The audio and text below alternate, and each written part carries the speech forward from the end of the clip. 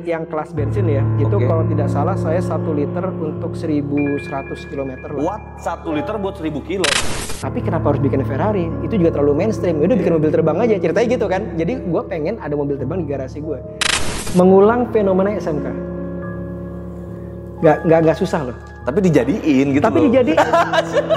Jangan dibiarin jadi isu doang.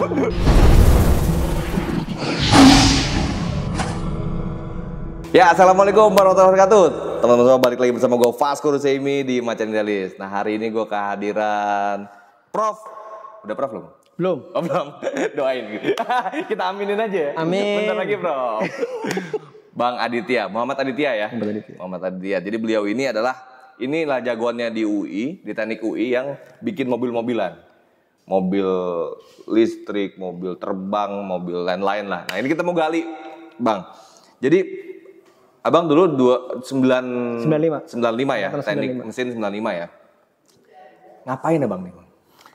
Kebetulan kok nyemplungnya ke sini gitu, ke kebetulan kampus? Dulu waktu zaman saya kuliah, itu dosen jarang ngajar. Nah, pada saat jarang ngajar, saya mainnya di bengkel. Dulu di mesin ada tuh namanya bengkel. Jadi semua kegiatan zaman dulu ada hovercraft ya, Air Cushion Vehicle Club saya ikut. Ada go-kart saya ikut. Ada mobil listrik, kendaraan angkut listrik waktu itu namanya saya ikut. Oh, mesin gitu ya. lagi serunya go-kart ya. Ada aero modeling saya ikut, semua saya ikut gitu ya. Tapi kebetulan saya diamanahkan dulu sebagai ketua KAL, kendaraan angkut listrik. Waktu zaman mahasiswa ya, seperti itu. Zaman 94 bikin mobil listrik? Iya, waktu itu kita bikin namanya Balabi, bajai langit biru. Jadi bajai kita convert jadi listrik. Oh iya? Jadi yang dulu bajai itu kalau kita naik tuk getar-getar gitu, tiba-tiba jadi halus, nggak ada suaranya tanpa getaran, itu agak unik juga tuh. Iya. Itu zaman kuliah? Zaman kuliah dulu, kuliah. Jadi kenapa saya sebenarnya banyaknya ada di luar kelas ya? Karena saya males kuliah. Males kuliah. Masa malas kuliah nyemplungnya ke kampus lagi? Tapi saya nggak keluar kampus ya, saya mainnya pokoknya di bengkel ada di situ deh. Pokoknya saya ngotak-ngatik segala sesuatu yang ya buat saya fun ya kayak gitu. Jadi semua moda transportasi darat, laut, udara saya mainin semua deh. Iya. Bagian anak mesin nih bro, bengkel ini laboratorium mereka. Jadi tempat main mereka ya di bengkel. Dulu kontainer ya, ada 2 kontainer gitu kita. Oh, kontaineran di luar ya, depan kantek ya. Betul. Iya. Kita nyebutnya bengkel gitu. Bengkel. Nah bang, jadi gini bang. Yang pertama kali akhirnya setelah abang menjadi dosen lah ya di teknik ini, sebelum itu mahasiswa, kerjaan mahasiswa kan udah bikin bajai listrik itu. Apa yang abang bikin di sini? Jadi kebetulan ya, sebetulnya kalau yang tadi penelitian kendaraan listrik itu sudah dipelopori oleh senior yang lebih awal ya. Ada tentu Prof. Danardono yang sekarang masih terus menekuni kendaraan listrik. Tapi kebetulan pencetus kerasnya itu di tahun 2012. Pada saat itu pemerintah mendelegasikan kepada 5 perguruan tinggi untuk mengembangkan teknologi kendaraan listrik. Ya. Jadi waktu itu ada UI 2012 ada UI, UGM, UNS, ITB dan ITS seperti itu. Nah, jadi kegiatan konsorsium inilah yang kemudian membuat fokus pekerjaan penelitian itu menjadi semakin baik kepada arah pengembangan kendaraan listrik. Meskipun sebelumnya kita sudah lakukan itu gitu. Nah, tapi sekarang karena dengan tujuan yang jelas, dulu itu targetnya 2018 kita sudah bisa launching city car listrik gitu. Tapi tentunya karena satu dan lain hal kegiatannya terhenti ya seperti itu. Tapi sampai sekarang pun kami masih terus mengembangkan kendaraan listrik, utamanya teknologi bus berukuran besar. Kenapa begitu? Yang jadi bis kuning itu? Iya.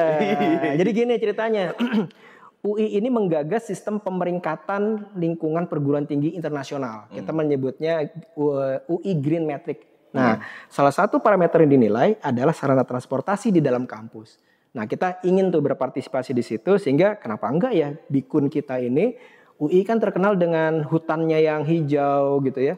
Kenapa enggak juga bisnya jadi bis listrik. Nah, disitulah kemudian kita menggagas arah penelitian ke arah pengembangan bis listrik berukuran besar. Kebetulan ini kok semakin sejalan ya dengan visi pemerintah, misalkan transportasi umum yang ramah lingkungan, dan itu kami yakin nanti pengembangannya bisa meluas ke masyarakat lebih cepat ketimbang kita mengembangkan teknologi kendaraan yang lain. Jadi kita sekarang fokus ke bis berukuran besar. Oke. Jadi bis itu udah operasi? Sebetulnya prototipe itu selesai yang di tahun 2016, itu sempat kami uji beberapa kali, tapi memang ada kendala di baterainya ya. Oke. Ya, jadi sekarang sedang vakum dulu. Nah, alhamdulillah nih sekarang kita sedang mengembangkan bus listrik yang baru nih, yang mudah-mudahan lebih bagus secara teknis bersama mitra industri, yaitu mobil anak bangsa. Mobil anak bangsa. Mobil anak bangsa nanti mudah-mudahan harapan kami nanti bisa dipakai di acara G20 di Bali nanti. Kejar. Mudah-mudahan karena mobil nanti anak bangsa ini. Nanti mudah-mudahan 2 minggu lagi mobil datang sampai di Depok.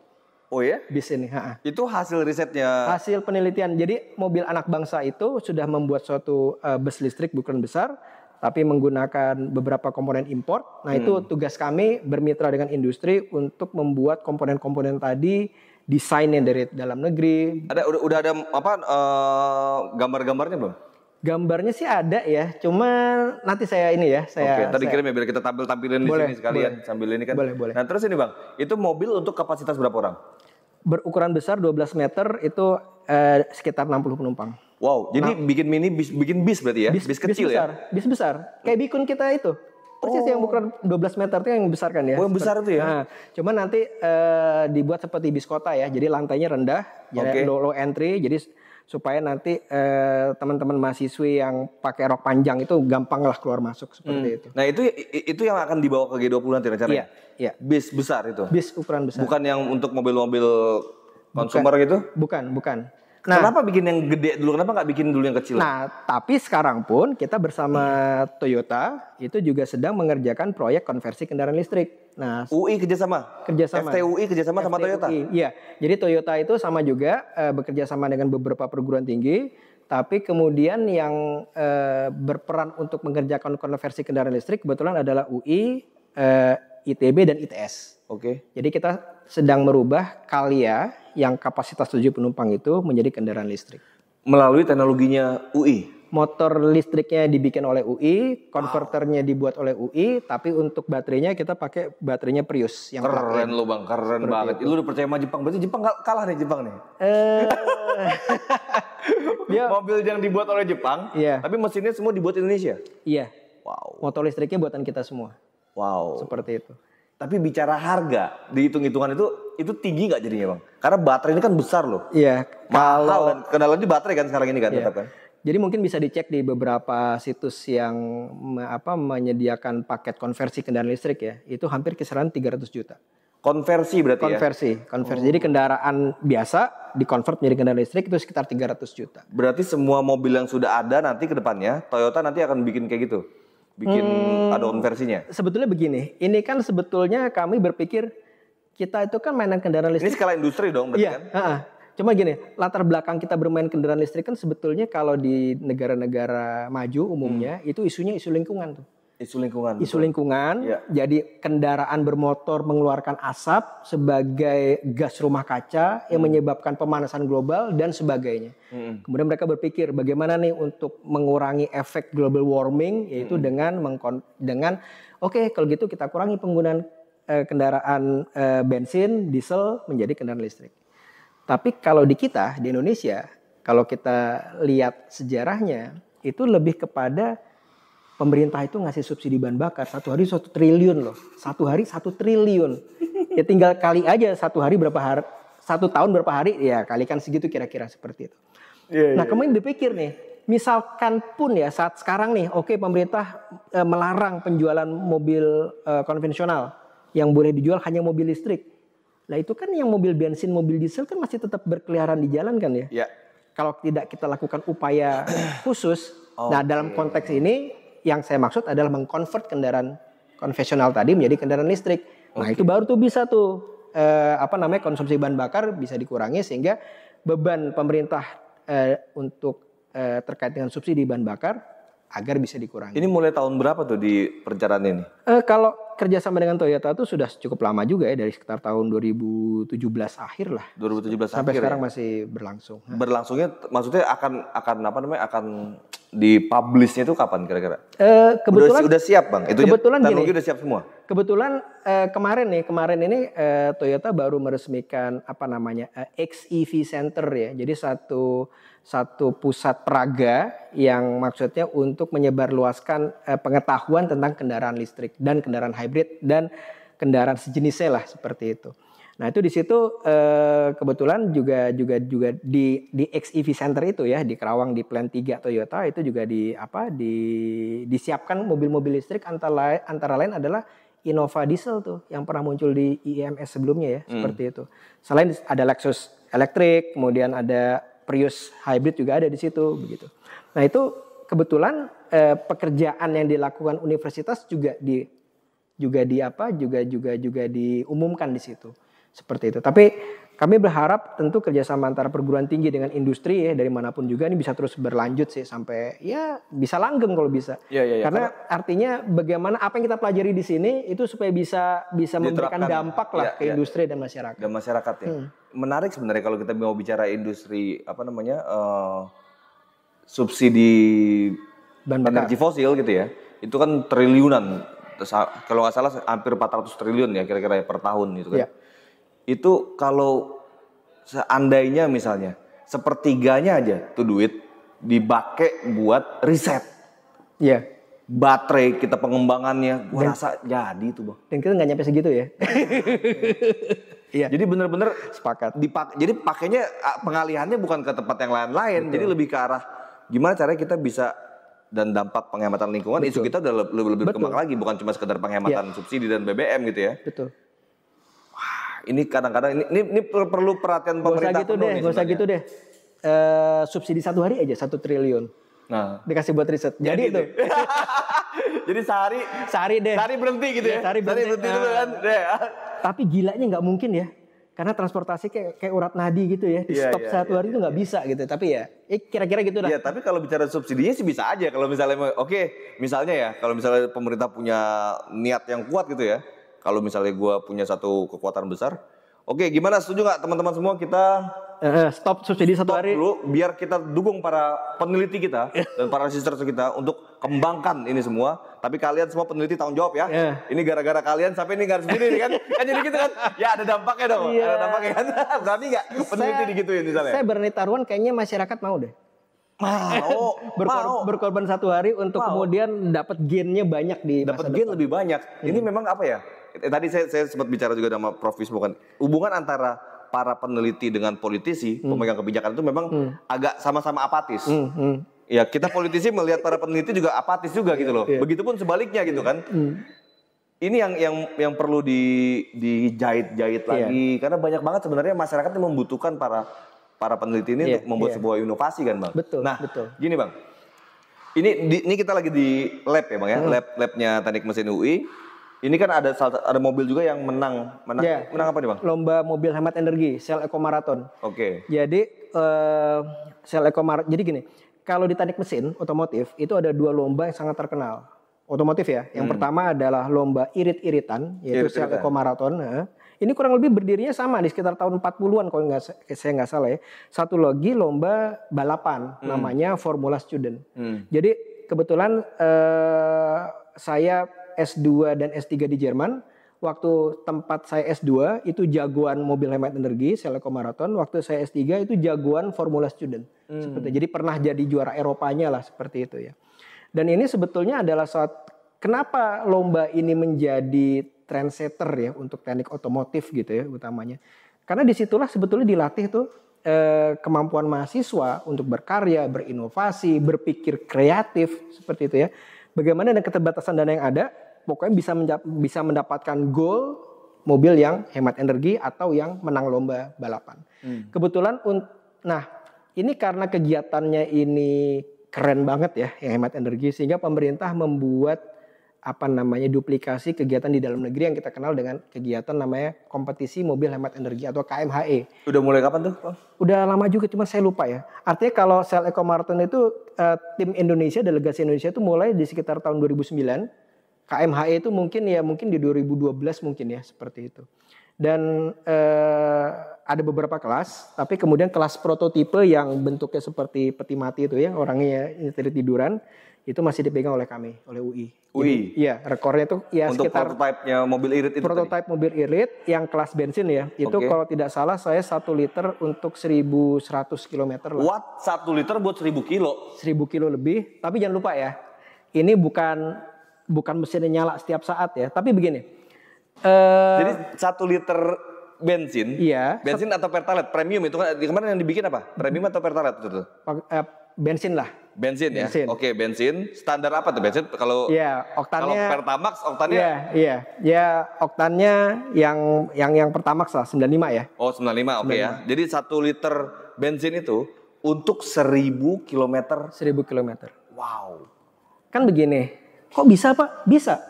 Karena mesin itu nyala, itu kan untuk melawan gaya-gaya hambat pada kendaraan kan. Nah sekarang kalau kita bisa memperkecil gaya hambat pada kendaraan, apa aja sih gaya hambat pada kendaraan? Berat. Bisa bobotnya, bisa aerodinamisnya, dan lain-lain seperti itu. Kalau itu bisa kita atur sedemikian rupa, termasuk hambatan gerak pada roda, maka kita bisa mendapatkan jarak tempuh yang sedemikian rupa. Tapi ini kan kelas prototipe ya, kelas prototipe emang sekitar segitu. Tapi kalau misalkan kita lomba di Asia saja, itu 1 liter dia sudah 2.000 km lebih. Wow. Seperti bawa itu. Manusia? Iya, 1 orang tapi ya. Wow. 1 orang dan nyetirnya tiduran seperti itu. Tapi artinya memang itu angka ya. Tapi artinya teknologi yang berada di belakangnya, bagaimana kita berstrategi, bagaimana kita mendesain kendaraannya supaya bisa memperoleh hasil seperti itu bukan pekerjaan yang mudah. Dan itu terbukti kita bisa. Ya. Tapi kalau bicara industri belum ada yang pakai untuk hal gitu-gituan. Tentu sudah. Tapi kan ini lagi, karena begitu kita lihat jadi kendaraan yang kita gunakan sehari-hari, kan desainnya bukan desain seperti prototipe tadi ya. Sehingga ya pasti konsumsi bahan bakarnya pasti kisarannya seperti yang sudah kita kenal sekarang. Tapi begini juga, mesin itu sebetulnya bisa saja lebih irit, begitu. Tapi regulasi mensyaratkan bukan mesin yang paling bukan yang paling powerful misalkan, tapi harus yang paling ramah lingkungan. Itu adalah banyak parameternya ya. Sehingga yang kita capai sekarang ini itu sudah merupakan optimalisasi dari seberagam regulasi yang ada. Mungkin pernah dengar ada skandal VW di Amerika kalau nggak salah, atau skandal Mitsubishi di Jepang misalkan gitu. Skandal itu kenapa terjadi sih? Jadi begini sebenarnya. Jadi setelan mesin itu dibuat untuk enak dipakai di sehari-hari. Tapi begitu dites di lab sebagai standar suatu regulasi kendaraan itu lolos apa enggak, nah itu ada program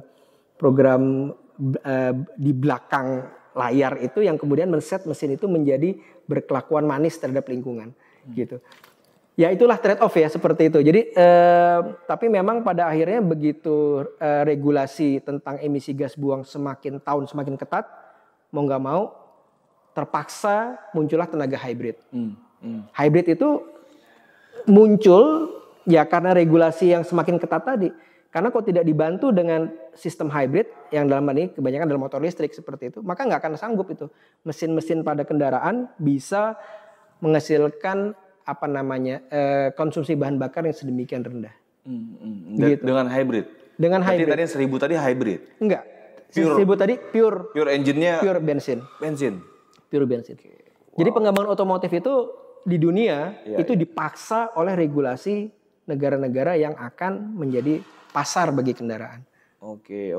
Kenyataannya nah, isunya kan tadi kalau di luar negeri ini, di barat khususnya negara-negara maju, itu isu lingkungan. Betul. Di sini itu masih terhadap isu duit lah berarti ya. Menurut saya. Penghematan subsidi, termasuk biar masyarakat juga ngerasain lebih murah lah ya untuk bisa berkendara dan transportasi. Nah, ada nggak ada nggak halangan bagi para peneliti untuk sebenarnya bisa mengembangkan ini lebih kuat lagi gitu loh? Iya. Apa sih halangannya biasanya? Apa ya? Begini, teknologi itu sebetulnya tidak ada yang benar-benar baru ya, begitu. Dan kalau kita mau cepat untuk menguasai satu teknologi, maka cara yang paling efisien, paling efektif adalah melalui suatu strategi yang kita kenal dengan istilah reverse engineering.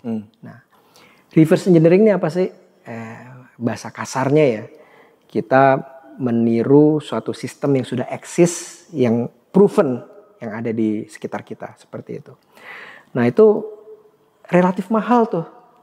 Sederhananya begini, saya mau bikin mobil sebagus brand X, gimana caranya? Beli brand X tersebut, kemudian kita modifikasi, kuliti, kita bongkar, kita rusak. Nah, ternyata itu biayanya cukup besar. Oke. Seperti itu. Jadi sebetulnya salah satunya memang dukungan pendanaan ya, misalkan seperti itu. Terlepas dari itu, hasil penelitian ini tidak akan berdampak apa-apa nih. Kalau akhirnya cuma jadi, kalau di kertas. Kami di dosen ya, publikasinya top-top loh ya, ke jurnal-jurnal yang bereputasi bagus gitu ya. Tapi kan sebatas itu gitu. Iya. Nggak berdampak ke masyarakat. Betul, betul. Kalau kita lihat di beberapa negara, bahkan saya mungkin bisa komentari Jerman karena saya dari sana ya. Jerman tuh nggak terlalu peduli sama ranking universitas. Yang dia peduli walaupun adalah, akhirnya ranking juga sebenarnya. Iya, ranking juga sih. Nggak peduli tapi ranking juga. Cuman memang dia nggak terlalu peduli sama. Biasanya gitu orang-orang udah pinter-pinter nih ranking, nggak mikir lagi gue bagi rapotnya ngambil nggak. Paling ranking 1 lagi gue ntar katakan. Betul. Cuman bagaimana penelitian mereka bisa berdampak kepada industri di negara mereka. Dan itu yang terjadi memang begitu. Jadi selama saya menimba ilmu di sana memang seperti itu. Nggak ada satupun penelitian yang mubazir. Karena pasti akan digunakan oleh industri untuk ya akhirnya untuk produk-produk Gua nangkep maksud lo bang. Jadi jangan-jangan nih para peneliti kita sekarang ngejar ranking dengan banyakin jumlah jurnal. Modifikasinya misalnya kalau bicara di ini di mobil kan tambahin plat dikit, kan tambahin ini dikit. Jadi jurnalnya banyak gitu. Sebenarnya nggak gitu juga sih. Jadi tapi itu membuktikan ya, apapun kondisi Indonesia, dosen kita tuh mau disuruh publikasi bisa. Disuruh bikin barang bisa, disuruh ngapain aja bisa. Oke. Jadi tergantung disuruh apa. Oke. Gitu.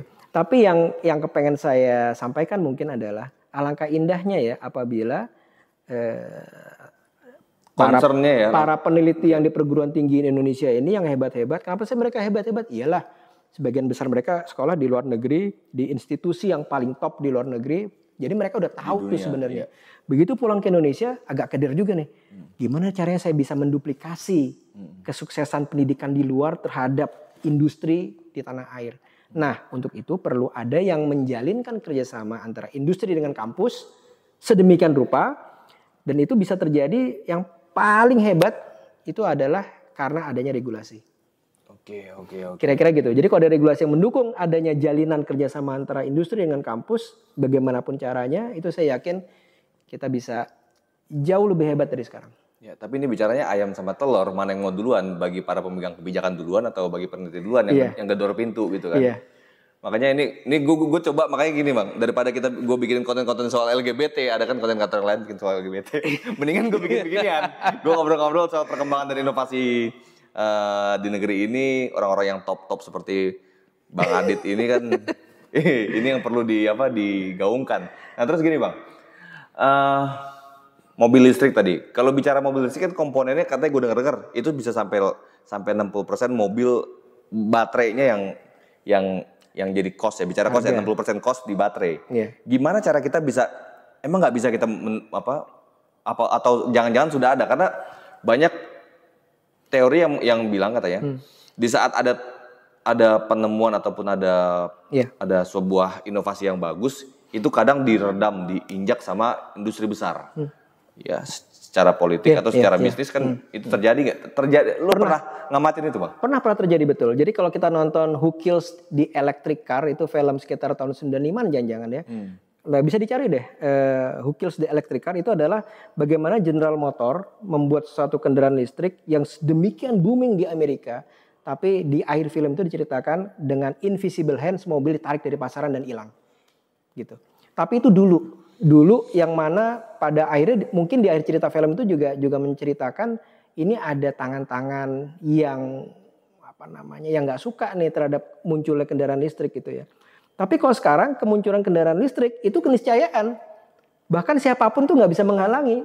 Barusan kan Presiden Biden mengundang kalau nggak salah Ford dan General Motor kan untuk mengembangkan kendaraan listrik di Amerika kan. Jadi dimanapun, jadi Indonesia suka nggak suka pasti akan masuk kepada masa kendaraan listrik. Ya sederhananya begini deh, kalau semua pabrik mobil bikin mobil listrik, maksud kita nggak beli mobil listrik? Kan begitu ya. Semua pabrik kan sekarang udah bikin mobil listrik. Kenapa seperti itu? Karena kebutuhan dunia, tren dunia sekarang. Nah, gue jadi lupa tadi mau nerangin apa ya? Ya bicara tekanan bisnis, tekanan politik di dunia itu. Betul. Atau jangan-jangan di Indonesia pernah lo rasakan? Iya. Tapi apapun ya, toh Indonesia juga sudah menyatakan di 2060 kita akan zero carbon emission. 2060 ya.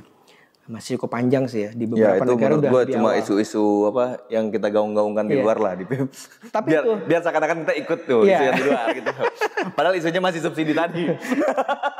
Tapi entah gimana keyakinan saya ya, kita suka nggak suka karena bergerak ke sana. Iya. Tapi kan sebenarnya gini Bang, teknologi motor listrik dan mobil listrik ini kan teknologi lama sebenarnya. Ya betul. Udah lama banget kan. Betul. Jadi zaman dulu kala pertama kali mobil itu muncul gitu ya, mobil tenaga uap, mobil bahkan sudah ada juga Porsche itu pertama kali bikin mobil listrik gitu. Tapi pada saat itu memang jarak tempuhnya masih terlalu pendek gitu ya. Ditambah dengan kemudahan dan lain-lain ditawarkan oleh kendaraan berbahan bakar minyak, akhirnya ya itulah yang kemudian tumbuh pesat perkembangannya. Tapi tadi ya aku ingat tuh ya, harga baterai kan masih cukup tinggi, betul sekali. Tapi itu adalah harga baterai saat ini. Dan kalau kita perhatikan trennya, harga baterai per kWh baterai itu semakin tahun semakin turun. Artinya apa? Memang begitu trennya. Jadi makin lama nanti baterai akan semakin murah. Dan pada saat tiba-tiba dunia semua sudah beralih kepada kendaraan listrik, nah saya cuma mengharapkan Indonesia tidak lagi tertinggal. Paling tidak apa sih yang bisa saya kerjakan yang atau sesuatu yang paling saya cintai dalam pekerjaan ini adalah saya ngomporin anak muda, gitu. Jadi anak-anak muda dalam hal ini mahasiswa saya gitu ya. Yuk, paling tidak Anda harus bersiap untuk menyongsong dunia yang sekarang sedang berubah dengan cepat ini, dan itu bukan hal yang mustahil. Kenapa? Karena teknologi kendaraan listrik makin kesini itu makin mudah untuk dikuasai oleh siapapun. Oke. Begitu. Dan kita buktikan ya, UI sudah membuat motor listriknya sendiri, sudah membuat controller atau inverternya sendiri, baterai kita juga sudah bikin sendiri. Berarti nanti jurusan mesin ini berubah jadi mesin listrik. Nah, iya. After 2050 misalnya. Iya. Mesin konvensional udah jadi nggak pakai lagi dari dia. Itu yang agak ini ya. Mungkin tetap mesin gitu ya. Cuma pada akhirnya sekarang kita juga sudah kolaborasi antara teman-temannya, teman elektro, teman metalurgi, teman kimia itu sudah semakin intens. Karena ya sebetulnya teknologi semakin maju itu sebetulnya bukan monopoli mesin, bukan monopoli listrik, bukan monopoli, tapi kita menggabungkan sih semua. Jadi sekat-sekat antara keilmuan itu sudah semakin tipis, semakin hilang gitu. Iya. Dan di FTUI ini kan kami juga menyelenggarakan program multidisiplin ya. Iya. Jadi ya itu gabungan dari semua keilmuan yang ada. Iya, lo nggak usah bilang lo anak KP, anak teknik kimia, nggak usah bilang anak mesin, lo anak teknik ya kan, teknik UI. Kira-kira begitu. Gini Bang, gue dapat bayangan ini dari lamunan jorok gue aja. Ini jangan-jangan oligarki besar kita sudah beralih bisnisnya ke mobil listrik, ke industri listrik. Industri minyak sudah mulai ditinggalkan, jangan-jangan ini kan. Makanya ini bicara dunia, oligarki bisnis dunia ya. Jangan-jangan arahnya udah ke sana. Karena pemain besar semua udah main ke sana nih Bang. Iya, betul.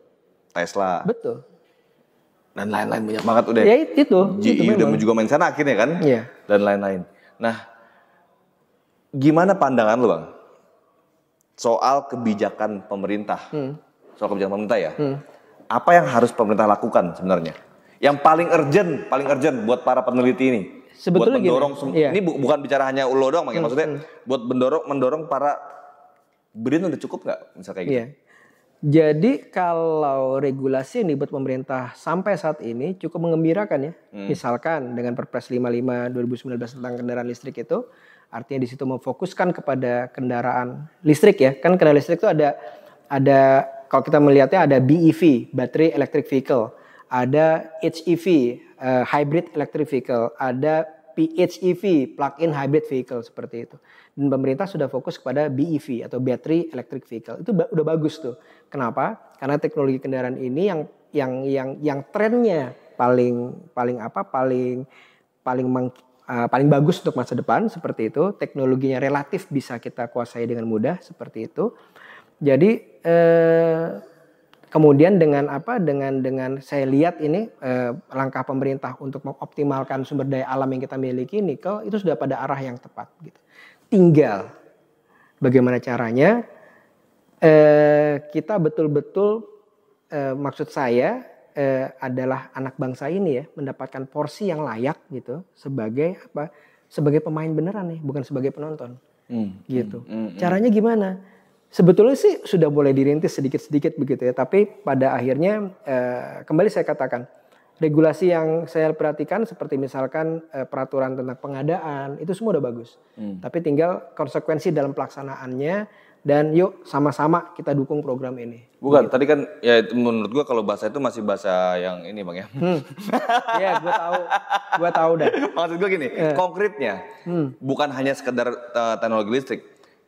Peneliti kita ini banyak banget. Yang tadi gue bilang di awal, banyak nilai-nilai yang orang udah skeptis dulu sama dunia politik, para peneliti kita gitu kan. Begitupun sebaliknya. Gimana menurut lo? Lo punya nggak kira-kira gambar, ini harusnya kalau misalnya begini ketemu cakep nih. Apa yang paling urgent bagi para peneliti? Agar ujung-ujungnya yang merasakan dampaknya masyarakat. Konkretnya maksudnya Bang, taktis, bahasanya langsung taktis aja. Kira-kira apa sih? Masa nggak ada di kepala lo? Harusnya begini nih, gitu loh. Pas lagi lo kesel-kesel gitu kan. Atau teman-teman lo curhat ya, jangan lo deh biar aman. Ini gue pribadi ya. Oh lo pribadi ya. Kita sudah pernah menyaksikan fenomena SMK. SMK, mobil SMK ya. Iya kan? Iya. Pak Jokowi menurut bahasa saya ya. Dari bukan siapa-siapa menjadi seperti sekarang. Sejauh ingatan saya itu karena fenomena SMK. Iya. Diulang dong. Mengulang fenomena SMK. Gak susah loh. Tapi dijadiin gitu. Tapi dijadiin. Jangan dibiarin jadi isu doang. Lo nanya ke gue kan, gue jawab begitu. Iya. Yuk fenomena itu sekali lagi kita jadiin. Benar. Sekarang gini, siapa sih masyarakat mana sih yang nggak suka sama fenomena itu? Dan semua inovasi sebenarnya Bang. Iya. Yuk kita jadiin. Jadi kan gue ngomongnya nggak ngawang-ngawang kan. Gue tunjukin. Lo kok tahu menurut bahasa gue ada satu fenomena SMK menurut gue. Yuk kita ulang sekali lagi. Iya. Gitu. Ya nggak harus SMK, misalnya yang lain gitu. Iya SMK ya maksud gue ya. Tapi artinya apapun karena peneliti kita hebat-hebat. Iya benar. Ya udah tinggal gitu aja deh. Tinggal mau apa enggak. Kalau itu yuk sama-sama kita adain lagi tuh. Selesai nih. Iya. Peneliti kita ini banyak dipakai di luar loh Bang. Di dunia banyak banget loh. Di sini nggak dipakai. Di sini ngajuin biaya penelitian 50 juta aja bingung. saya hampir yakin ini pengalaman saya pribadi juga. Pada saat menimba ilmu di luar, pasti ada tawaran untuk bekerja di sana. Iya. Dan diperlukan satu kegilaan ya untuk bisa kembali ke tanah air dan mengabdi bagi bangsa dan negara kayak gitu. Itu gue yakin banget. Kenapa? Karena gue ngerasain dan gue ngobrol sama yang lain juga begitu. Pasti deh. Lo kerja di sini aja deh. Gitu. Tapi karena motivasi yang lain yang ingin kemudian membuat negara dan bangsa ini bangkit, ya kita pulang. Ya berapa persen? Emang peneliti berapa persen yang begitu? Yang pulang itu?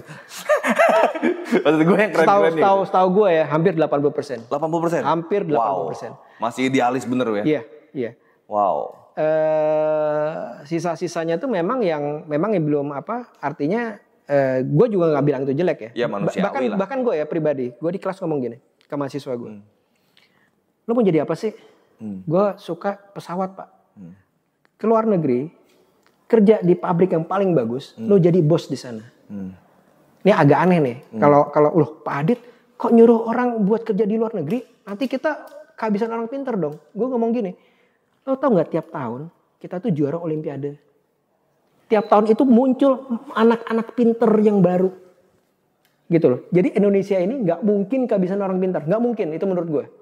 Dan daripada lo di sini kurang optimal berkembang, lo pergi deh keluar. Lo jadi orang yang terbaik di sana. Pak saya pengen jadi dosen di kampus yang paling bagus.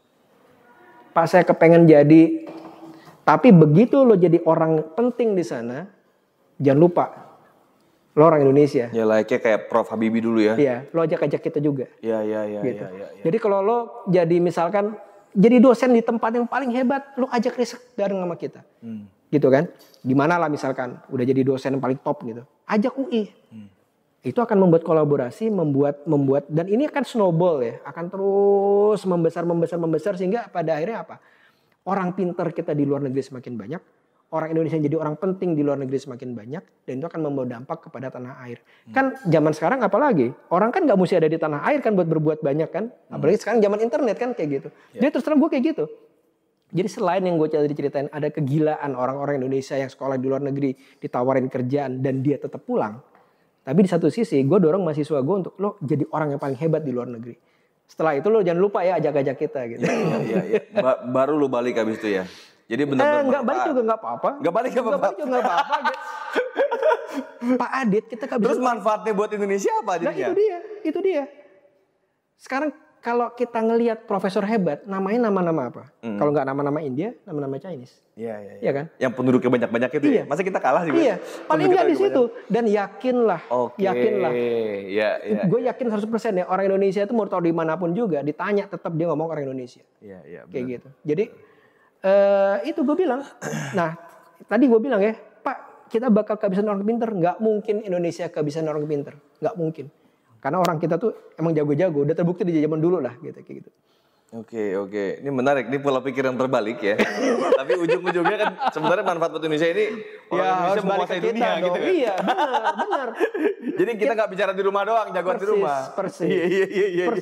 Lagian gini ya, banyak orang pintar di sini, kemudian berantem satu sama lain di sini, buat apa? Iya. Bertarunglah di luar seperti itu. Nah, itu salah satu biar nggak jago kandang gitu ya. Iya, itu salah satu peran saya ngomporin mahasiswa untuk jadi orang-orang hebat di luar. Iya. Lo kenapa nggak balik keluar lagi, Bang?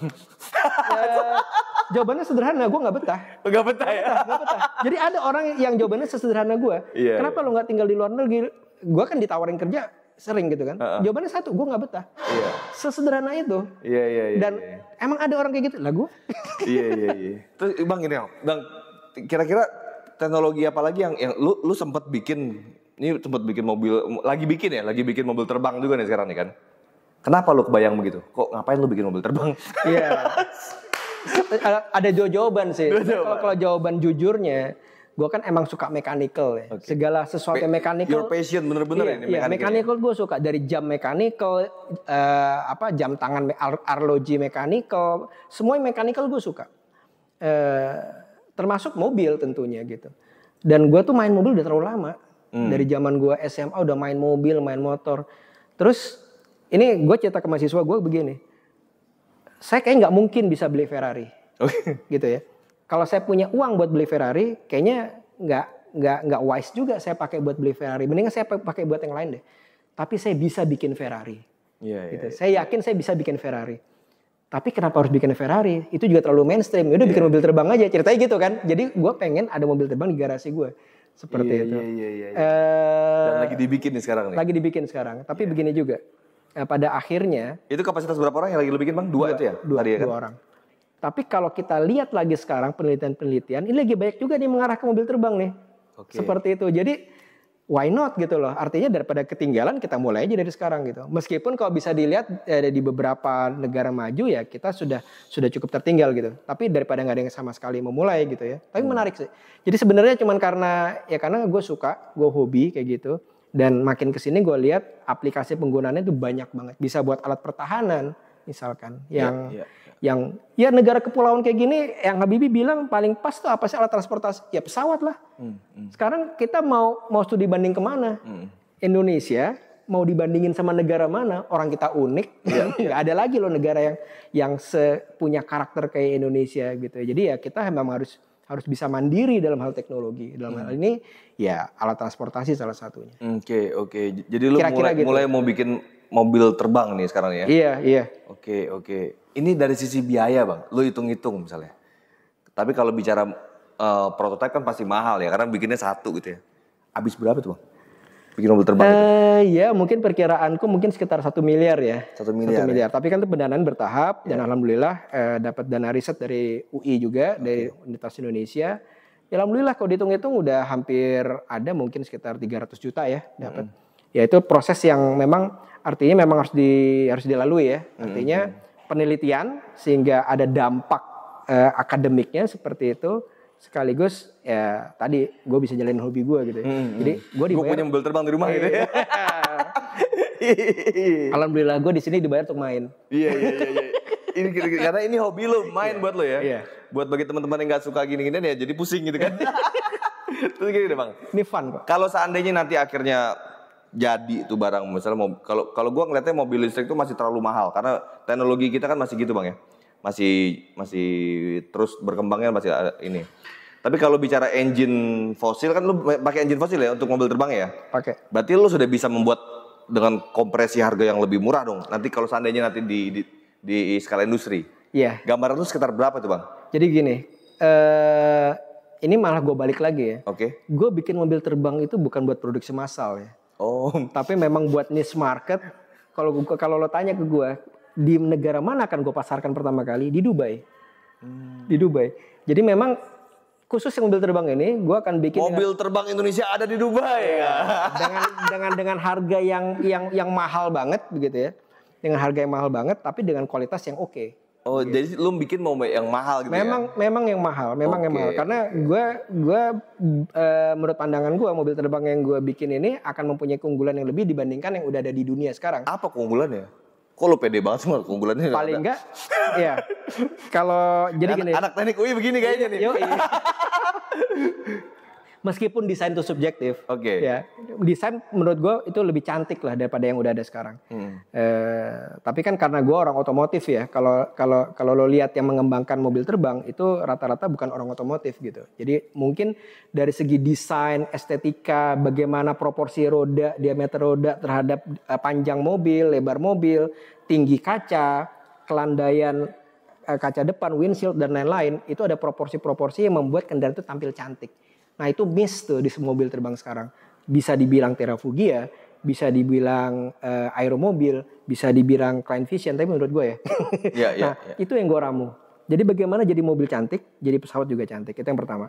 Yang kedua, kelebihannya apa? Kelebihannya irit bahan bakar. Jadi dia jarak tempuh terbangnya bisa cukup panjang seperti itu, kecepatan jelajah juga cukup tinggi, sehingga itu menjadi kelebihan-kelebihan. Plus pada saat dia menjadi kendaraan, dia ground clearance itu bisa di setel sekitar 20 cm sehingga dia bisa untuk off-road juga tuh. Dan itu kelebihan-kelebihan yang nggak dimiliki oleh mobil terbang yang ada sekarang. Nah tapi nanti kembali ya, kenapa masih pakai nanti rencananya kan pakai mesin bensin ya untuk memutar baling-balingnya.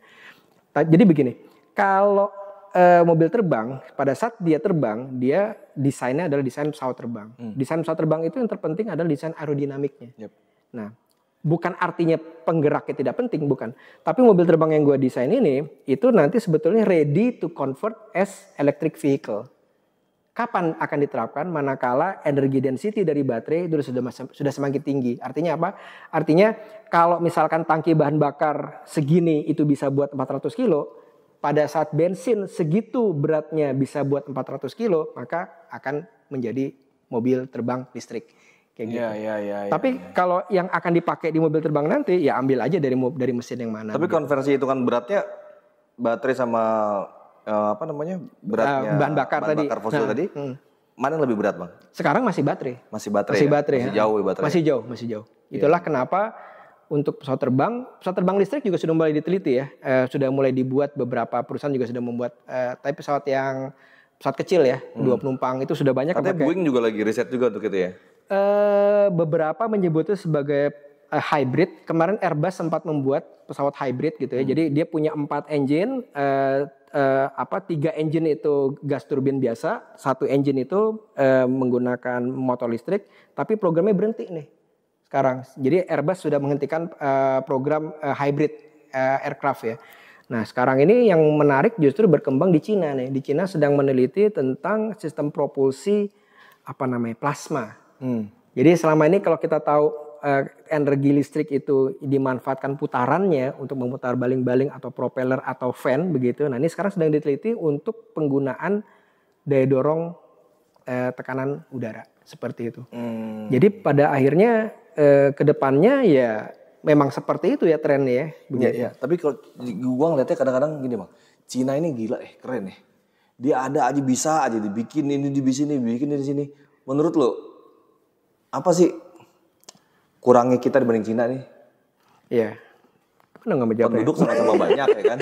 Mata gedean kita ya kan. Kalau kepandaian kita nggak kalah ya. Oke. Seperti itu. Tapi begini, mungkin jangan-jangan karena pengalaman kan Cina kan di embargo udah dari zaman dulu ya. Justru embargo itu yang membuat dia bisa mandiri sebetulnya. Bisa membuat apa-apa tuh. Jadi kalau saya pernah ke Cina itu ya, kalau di Indonesia itu mungkin industri rumahan itu apa sih? Kita bikin tembikar gitu ya. Kalau di Cina itu industri rumahan itu di ruang tamu itu mesin bubut. Jadi memang udah jago-jago banget orang sana untuk masalah industrialisasi kayak gitu ya. Segitunya tuh. Ditambah dia juga punya keyakinan. Kan Cina kan ingin menguasai dunia ya. Kita juga pengen, tapi kita nggak mampu aja. Menguasai teknologi lah dalam hal ini. Gitu. Yang nguasai dunia lah. Semua manusia pengen nguasai dunia kok. Dan dia juga bisa ngukur. Kalau gue main motor bakar, gue udah kalah start nih sama Jerman, sama Jepang, begitu kan. Kenapa nggak gue mulai dari hal yang baru gitu? Hal yang baru, hal yang memang promising di masa depan, ya itu yang dia kerjain. Begitu. Selain memang akhirnya sumber daya alamnya dia memang punya banyak di situ kan, begitu. Gue kalau inget Cina ini inget kayak Jepang zaman dulu. Dulu orang bilang kita pakai barang-barang Jepang kan jadi lu barang Jepang, ya kan barang Jepang. Sekarang barang Jepang udah kelasnya udah di atas gitu kan. Betul. Begitupun barang Cina ini mungkin 5 tahun yang lalu masih dianggap barang Cina, barang Cina. Sekarang barang Cina udah ada yang kelas Jepang, kelas Eropa. Betul. Kalau saya sendiri memang tidak pernah meragukan barang Cina ya. Karena kita tahu yang top iPhone ini buatan Cina kan, kayak gitu. Jadi itu memang strategi dagang Cina ya. Jadi Cina itu memang punya varian produk banyak banget tergantung uang yang kita punya. Jadi mau KW1, KW2, KW3, lo kasih duit gue bikinin. Tapi sampai KW premium. Iya, sampai ya tergantung gitu kan. Kalau lo punya duit banyak ya kualitasnya bagus. Kalau duit lo kecil sedikit ya hasilnya kualitasnya jelek gitu. Tapi itulah salah satu yang keyakinan gue ya. Mungkin dalam 50 tahun nggak akan ada dunia yang bisa menyaingi Cina dalam hal efisiensi produksi. Nggak mungkin, menurut saya ya. Gitu. Kenapa? Karena sudah sedemikian. Ya tadi gue bilang, kalau di Indonesia itu industri rumahan itu kita bikin tembikar, mungkin bikin makanan. Di Cina itu bikin produk. Sedemikian terampilnya tuh orang sana. Seperti itu. Gitu. Ya keren banget diskusi. Sorry gue tambahin nih. Jadi kalau kita mau kayak Cina, kita pede aja sama apa yang kita punya. Apa yang kita yakini ke depan itu sesuai sama kebutuhan kita, udah di situ aja. Karena pada akhirnya kenapa? Kita ini kan penduduk terbesar kelima ya. Masih kelima nggak ya? Kita signifikan loh. Iya. Jumlah kita signifikan. Kayaknya keempat kayaknya mungkin ya. Iya, jumlah kita signifikan. Sumber daya alam kita signifikan, sumber daya manusia kita signifikan. Jadi sebenarnya kita nggak usah terlalu ngelihat keluar ya, asal kita pede sama modal yang kita punya.